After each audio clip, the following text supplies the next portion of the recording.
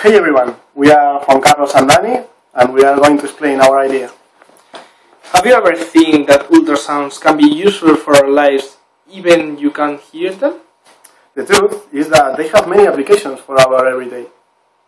Yes, you're right, Dani. Yeah, I'm right. Nowadays, with our technologies, why do you use your voice to call your dog? Why? Or maybe you have a neighbor whose dog barks so loud and you can't sleep with it. Your solution is...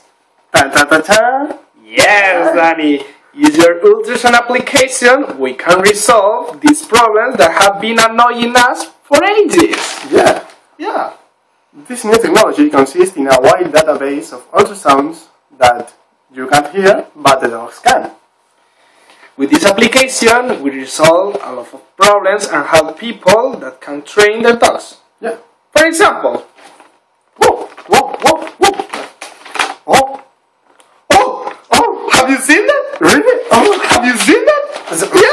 Yes, the dog has stopped barking when I push the button. This is no magic. This is the implement of the future, the implement of tomorrow. And remember, for the case, potatoes! Yeah, Always potatoes. Always potatoes.